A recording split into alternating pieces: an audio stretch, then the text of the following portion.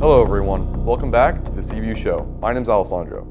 Last week we had some technical difficulties with the Ricky interview, so this week we are going to rerun it in its entirety. Let's take a look.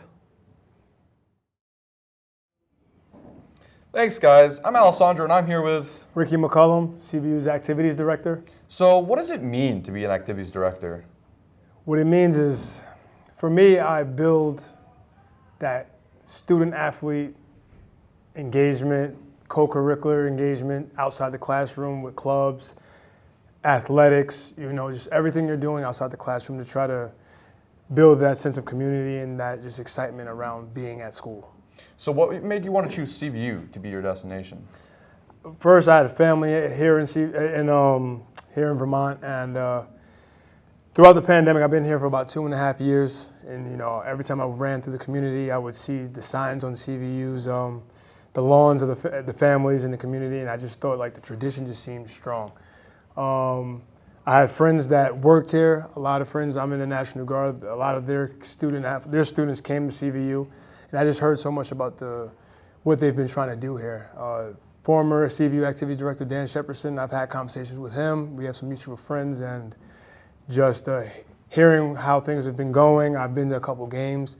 I've seen the student engagement at the games, and it was an environment that I wanted to be a part of. Sure. And when you were younger, were you a student athlete as well? I was. I encompassed everything what it meant for me to be a student, not just an athlete, but just clubs and organizations. I was basketball, football, track.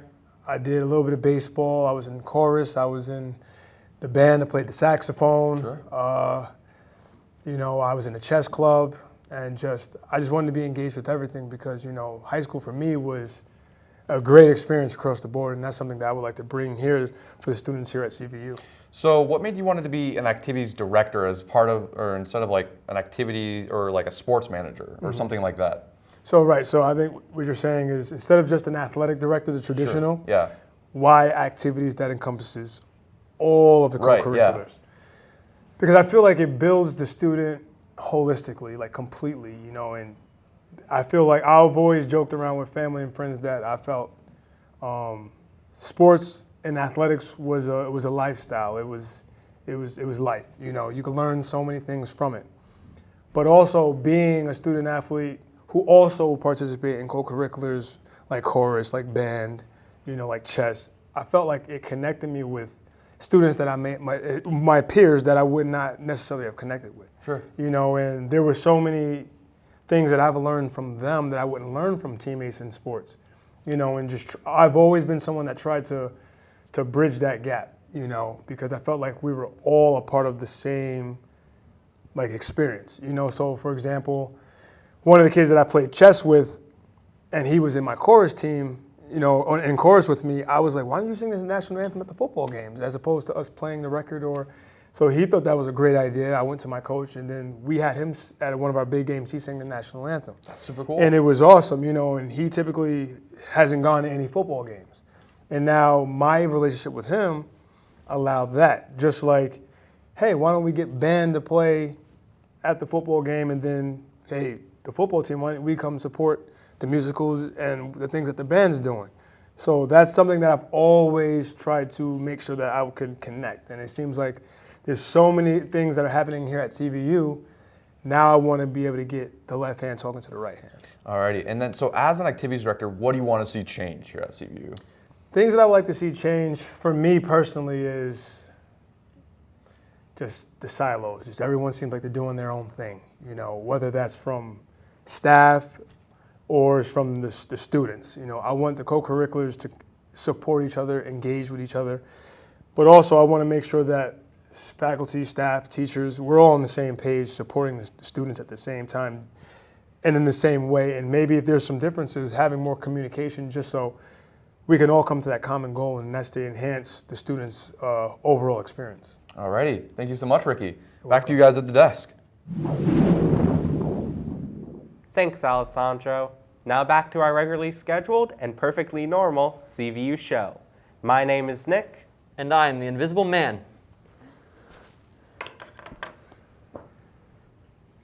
Next week is the Crystal Skull competition. we interviewed Adam for more information regarding the event. Let's take a look. Hello everyone, I'm Alessandro. I'm here with Adam, the principal of CVU, and we're going to talk about the Crystal Skull Parade. So what is the Crystal Skull Parade? I think the real question is, what isn't the Crystal Skull Parade Halloween competition? 8th annual. 8th annual? 8th annual. So it is a celebration of the goofiness, I think, that we all carry within ourselves that sometimes we don't let out in our community. So it's dressing up, it's reminding, for me it was always important to remind high school students that no, it is like Halloween can be fun for everyone. Sure. You can still be a kid and you can still have fun, make a fool of yourself, celebrate, and just kind of enjoy the general silliness of October 31st. Well, I mean, it is pretty silly. But so what made you have the idea for this? That's an excellent question. I was trying to remember that, and I don't. You don't remember? Well, I don't remember the exact genesis of the Crystal Skull itself. I mean, there's like the Indiana Jones reference. Sure. I'm almost embarrassed to admit what I think it is. I think I wanted to do like a bit of a celebration. It may not have been me. At this point, I may just be taking credit for something that's not even mine, but I'm going to take credit for it. It's possible I was like scrolling through Amazon to think of like a cool prize and saw the Crystal Skull and was like, it's now a Crystal Skull Parade. Because Crystal Skull, it just sounds cool, right? Yeah. I mean, like, there's so much stuff behind it. Right. I mean, the name Crystal Skull just sounds cool. It does sound cool. Yeah. I'm glad you feel that way because some people might not, but I do. I mean, it's just interesting. Yeah. So what's like the craziest or coolest costume that you've seen? Oh man, I do have an all-time favorite. You do? Yeah, there's two that popped to mind. All right, let's hear them. Joe So had an awesome Wheel of Fortune costume. I think it was last year. And then years ago, we had one that was Han Solo frozen in carbonite. Wow. And oh man, it's Hugo. I think it was Hugo who had it. And it was the heaviest, coolest costume ever. And what I liked about it was that he built it with his family. So Oh, wow, it was like this kind of like they really invested Family in it. project. Family project. Did he win? Oh yeah. I would hope so. Yeah, he definitely won. Well, I mean, that's awesome. So what are you expecting for this year? Well, I've turned over the organization of the Crystal Skull Halloween Contest Parade Competition 8th Annual to our student council, which makes me nervous. I have trouble letting it go. Traditionally, I've been the MC in the past, the organizer, but I believe our student council is going to do a better job than what I ever have done. So I know they're currently searching for someone who can handle those MC duties. They're difficult. Yeah. Because there are moments that what happens is you'll see a costume come across and you're not like totally sure what the costume is and you don't want to make the person feel bad. Sure. But then you feel like you need to announce what it is. Right, But then, yeah. Anyway, it's tough. Well, thank you, Adam, so much for coming out here. And as our gift of gratitude, we have to do this. I'm sorry. No. But so this is for you. Listen, CVU community, this is a public service announcement. For your own health, this is sugary wax that should not be put in the human body. It is bad for you. It does not taste good. It makes you worse for having consumed it. I quite frankly am upset and I reject your gift. Well, you heard it here first, guys. Back to you guys at the desk. Thanks, Adam, for your time. And in addition to the Crystal Skull competition on Monday, next week is Spirit Week. Halloween will kick us off on Monday, followed by a bunch of fun spirits. Monday will be Crystal Skull, wear your most creative costumes to participate in the Principal's Advisory Parade, and the chance to win fun prizes. Please wear culturally sensitive costumes only.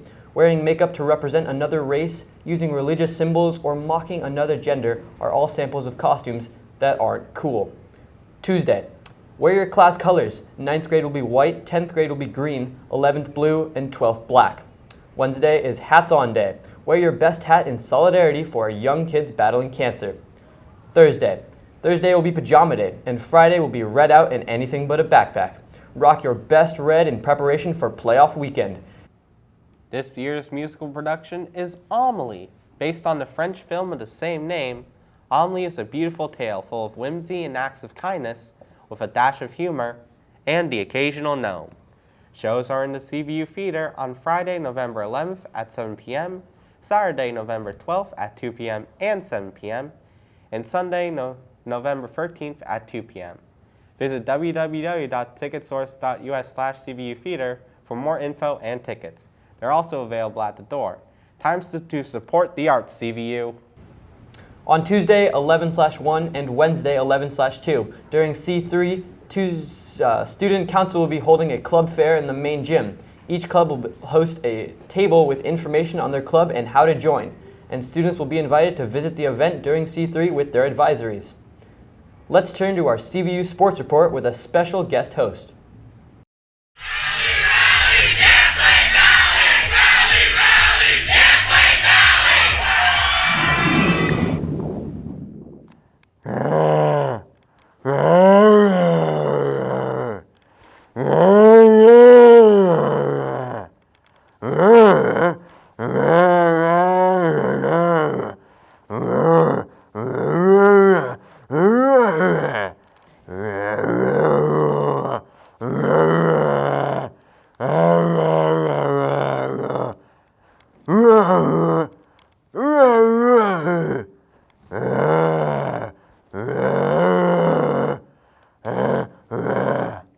That's all from me. Back to you in the studio.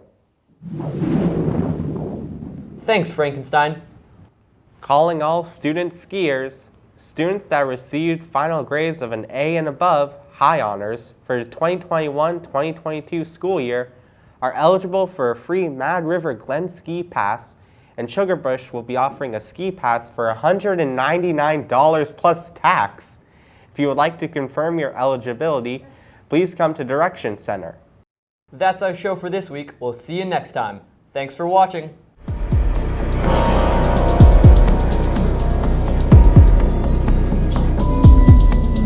They're here. Perfect. Thank you so much, There we Adam. go.